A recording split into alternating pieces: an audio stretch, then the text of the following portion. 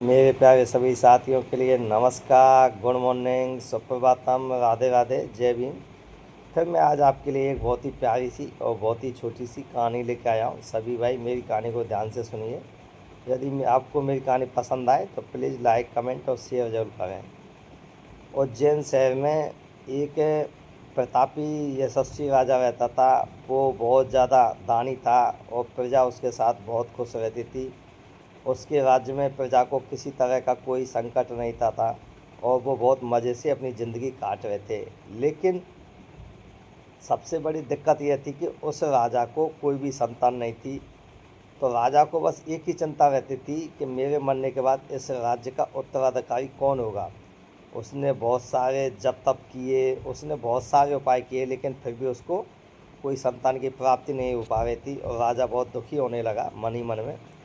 तब एक दिन उसके राज्य में एक साधु आया और साधु ने राजा की पीड़ा को सुना और उसने उपाय बताया। यदि आप किसी के लड़के को यदि आप देवी पर बलि चढ़ा दोगे तो आपको संतान प्राप्ति हो जाएगी। राजा ने बोला और सोचने लगा कि यह कौन सी बड़ी बात है। आज ही मैं प्रजा में राज्य में घोषणा करवा देता हूँ, जो भी अपने बेटा को बलि के लिए देगा मुझे, उसके लिए मैं बहुत सारा धन दूंगा, सोना चांदी दूंगा और उसको आजीवन में खुश रखूँगा। राजा ने अपने मंत्री को बुलाया और पूरे राज्य में यही ढोल से आवाज़ लगवा दी कि जो भी प्रजा में से कोई भी अपने बेटे को राजा के लिए देगा, उसके लिए राजा बहुत सारा धन दौलत देगा, उसको रहने के लिए मकान देगा, ज़मीन देगा खेती करने के लिए।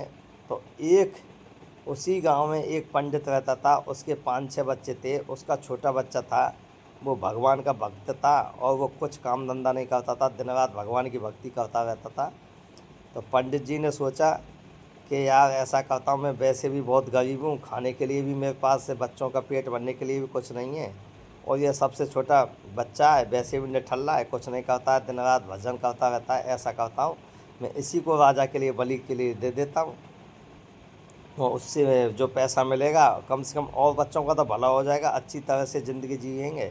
तो उसकी पत्नी ने और उसने डिसाइड किया और राजा के लिए वो अपने बच्चे को दे दिया। राजा ने उसके लिए बहुत सारा दान दिया, इनाम दी, मकान दिया और उसको बहुत सारा ज़मीन दी।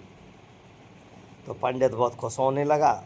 जैसे ही बलि की तारीख फिक्स हुई और बलि वाला दिन आया, उसको बच्चे को नहला धुला के बलि के लिए मंदिर ले जाया गया।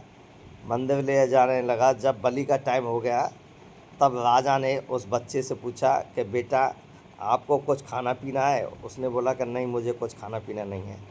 आपको किसी से मिलना है। उसने बोला कि नहीं, मुझे किसी से मिलना नहीं है। तो आपको और कुछ करना है तो बताइए, अभी आपको बलि चढ़ाया जाएगा कुछ देर बाद, इसलिए जो भी आपके मन में है आप बताइए। तब उसने बोला हो सके तो आप ऐसा करना, मेरे लिए थोड़ा सा बालू लेके आइए। राजा ने मंत्रियों को ऑर्डर दिया और वहाँ पर बालू मंगवाया गया। तो उस बच्चे ने 4 घर बनाए थे, छोटा छोटा 4 सुंदर सा घर बनाया। तो उसने पहले घर से कुछ सोचा, मन ही मन में बुत बताया और उस पहले घर को उसने तोड़ दिया। उसके बाद दूसरे घर के पास गया, दूसरे घर को उसने बुत बताया मन ही मन में और उसको भी तोड़ दिया।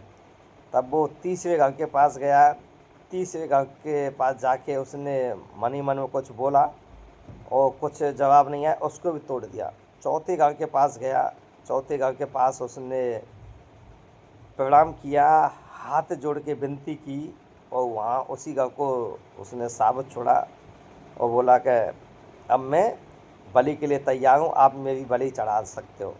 राजा, प्रजा, सेनापति सब उस बच्चे के उसको देख रहे थे और सब डर गए कि पता नहीं बच्चे ने कौन सा मंत्र तंत्र किया है। और राजा मन ही मन घबराने लगा और उस बच्चे से बोलने लगा कि हे बेटा, बलि चढ़ाने से पहले आप मुझे यह बताइए, आपने अभी यह क्या किया था? आपने हमारे बारे में कुछ गलत सोचा? तब उस राजा के बार बार विनती करने पर उस लड़के ने बताया कि महाराज, जो मैंने सबसे पहले घर बनाया ना, तो वो अपने माता पिता का था। क्योंकि उस घर में मैंने जन्म लिया था। और जब उन्होंने ही मुझे फांसी के लिए कुछ चंद पैसों की लालच के लिए मुझे आपके लिए दे दिया, तो मुझे ऐसे घर में रहने से, ऐसे घर से मुझे क्या उम्मीद की जा सकती है। इसीलिए मैंने उस घर को तोड़ दिया। दूसरा घर मेरे सगे संबंधियों का था, क्योंकि मेरा पिता जब गलत कर रहा था तब उन्होंने उसको समझाया नहीं। उनका दायित्व बनता था कि मेरे पिताजी को समझाना चाहिए था, लेकिन उन्होंने उनको समझाया नहीं, तो मैंने उसका घर भी तोड़ दिया। तीसरा घर आपका था।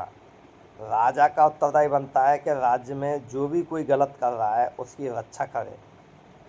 कोई गलत कर रहा है उसको उसके कर्मों की सज़ा दे और निर्दोष को बचाए, निर्दोष की रक्षा करे। लेकिन आपने तो जब मेरे माता पिता गलत कर रहे थे, मुझे फांसी के लिए, बलि के लिए आपके पास भेज रहे थे, क्योंकि किसी को भी अधिकार नहीं कि कोई किसी की, निर्दोष की जान दे या जान ले। लेकिन आपने तो उनका ही साथ दिया। आपने चंद पैसों की खातिर उन्होंने आपको दे दिया और आपने भी मुझ निर्दोष को बलि देने के लिए चुना। तो आप उतने ही जिम्मेदार, इसलिए आपका घरौंदा, आपका घर मैंने फोड़ दिया। और चौथा घर मेरे परम पिता ईश्वर का है। उनसे मैंने विनती की है कि हे प्रभु, अब आप ही मेरे रखवाले हो, आप ही मेरी रक्षा करना। तो राजा ने जैसे ही ये बच्चे की बात सुनी, राजा अंदर अंदर कांपने लगा और बोलने लगा, हे बच्चे, मुझसे बहुत बड़ी भूल हो गई और आपने मेरी आंखें खोल दी। और ये भी क्या गारंटी कि आपकी बलि देने के बाद में मुझे बच्चा हो जाएगा कि नहीं होगा। तो उसने बोला कि आपसे चतुर और भगवान का भक्त मुझे कौन बच्चा मिलेगा, इससे अच्छा तो मैं आपको ही मेरा उत्तराधिकारी घोषित करता हूँ। राजा ने ढोल नगाड़ा बजवाया, उस बलि के प्रोग्राम को कैंसिल किया और सभी जनता के सामने ये घोषणा कर दी कि आज से मेरा उत्तराधिकारी यही है। तो भाई अच्छे काम करोगे तो भगवान आपसे खुश होगा और आपको अच्छी ज़िंदगी जीने का अधिकार देगा। तो आपको ये छोटी सी कहानी कैसी लगी, प्लीज़ लाइक कमेंट शेयर करें और आप भगवान से डरें, नहीं तो आपका भी उसी तरह पतन हो जाएगा। थैंक यू, धन्यवाद।